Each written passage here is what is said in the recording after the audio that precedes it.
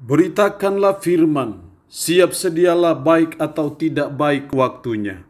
Shalom, puji Tuhan, oleh kemurahan Tuhan, oleh berkat dan anugerah Tuhan saja kita boleh berjumpa lagi dalam renungan harian. Kita percaya bahwa firman itu bermanfaat untuk pertumbuhan rohani kita, karena itu mendengar firman itu sesuatu yang sangat penting. Mengawalinya, mari kita berdoa. Kami bersyukur dan memuji nama-Mu ya Allah di hari ini. Kau berikan kami waktu dan kesempatan yang sungguh indah dan berharga di mata Tuhan untuk kami kembali akan mendengarkan firman-Mu. Roh-Mu yang kudus, tolonglah kami, urapi dan berkatilah kami dengan firman-Mu di hari ini.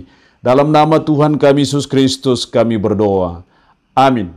Nats firman Allah yang menjadi renungan kita bersama di hari ini saya ambil dari Mazmur pasal 41 ayat 1 sampai dengan ayatnya yang keempat.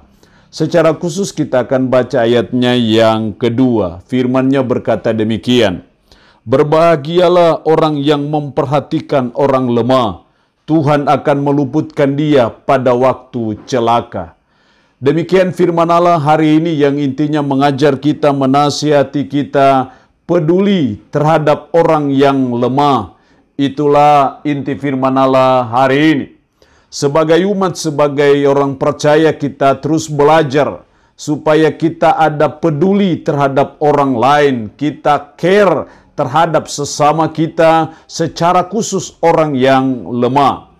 Orang lemah di sini adalah orang yang sedang dalam keadaan sakit, orang yang sedang dalam suatu pergumulan, ataupun juga dalam hal ekonominya, dalam keadaan miskin, atau dalam keadaan kekurangan, maka itu bisa dikategorikan sebagai orang yang lemah. Dan sebagai umat kita bertanggung jawab untuk kita peduli, untuk kita care terhadap orang yang lemah. Hal ini jelas sekali dalam ayat 2, berbahagialah orang yang memperhatikan orang lemah, yang memperhatikan atau yang peduli atau yang care terhadap orang yang lemah. Saya percaya ketika kita peduli terhadap orang yang lemah, disitulah suatu panggilan kita sebagai umat, sebagai wujud kita melaksanakan hukum kasih, yaitu mengasihi sesama kita, maka kita harus peduli terhadap orang yang lemah.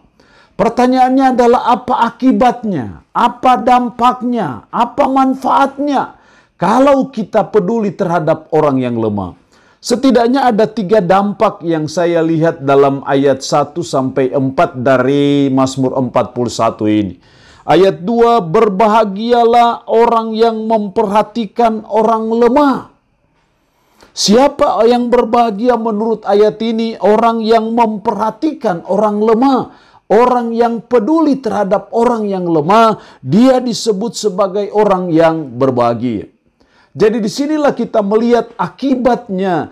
Kalau kita peduli terhadap orang yang lemah, kita disebut sebagai orang yang berbahagia. Kenapa saudara dan saya disebut berbahagia kalau kita peduli terhadap orang yang lemah? Karena kebahagiaan sesungguhnya kita dapatkan karena kita berbuat sesuatu, bukan karena kita memperoleh sesuatu.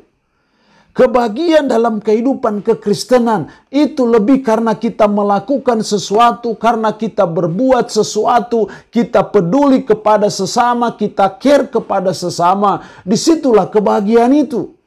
Jadi kebahagiaan bukan ditentukan oleh apa yang kita punyai, apa yang kita dapatkan, apa yang kita peroleh, tapi lebih kepada apa yang kita berikan.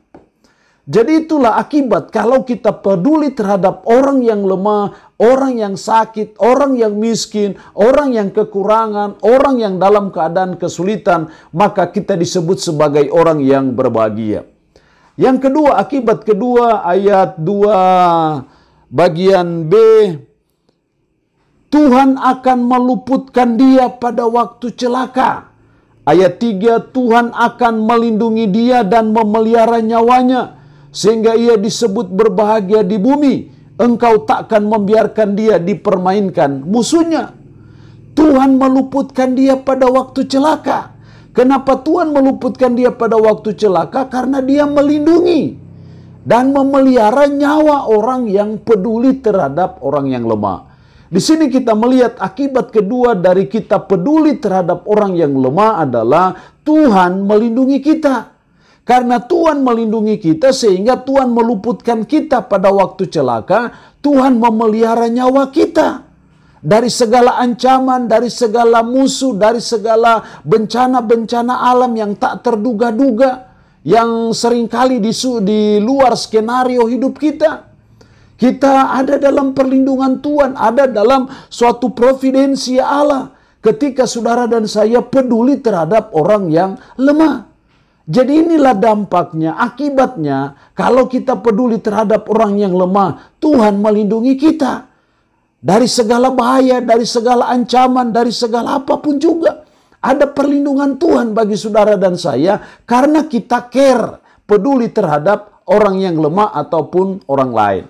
Yang ketiga, akibat ketiga kalau kita peduli terhadap orang yang lemah, ayatnya yang keempat, Tuhan membantu dia di ranjangnya waktu sakit. Di tempat tidurnya kau pulihkannya sama sekali dari sakitnya. Ini akibat ketiga dari kita peduli terhadap orang yang lemah. Yang ketiga adalah Tuhan memberi kita kesembuhan. Ketika kita sakit karena kita peduli kepada yang lemah, termasuk orang yang sakit, maka Tuhan juga peduli dengan saudara dan saya, dan akhirnya memberikan kesembuhan kepada kita karena kita peduli terhadap mereka yang lemah. Inilah pentingnya, inilah akibatnya bila saudara dan saya peduli terhadap orang yang lemah, Tuhan memberi kita kesembuhan. Jadi mari kita terus menumbuh kembangkan kepedulian kepada sesama. Mari kita terus menjaga asa untuk selalu peduli terhadap orang lain, peduli terhadap orang yang lemah, peduli terhadap orang yang dalam keadaan kesulitan. Kepedulian kita tidak harus diwujudkan dalam bentuk uang. Tapi kepedulian kita bisa diwujudkan itu dalam bentuk kita mendoakan dia, kita peduli orang itu dengan dalam wujud kita memberi kekuatan kepadanya. Itu bagian dari care kita, kepedulian kita kepada sesama, dan saya percaya tidaklah percuma dan tidaklah sia-sia bila kita peduli terhadap sesama kita, peduli terhadap orang yang lemah. Tuhan memberi kita kesembuhan. Allah yang punya firman ini memberkati kita dengan firman-Nya di hari ini. Amin. Mari kita berdoa. Kami bersyukur untuk kebenaran firman-Mu hari ini yang mengajar kami peduli terhadap orang yang lemah.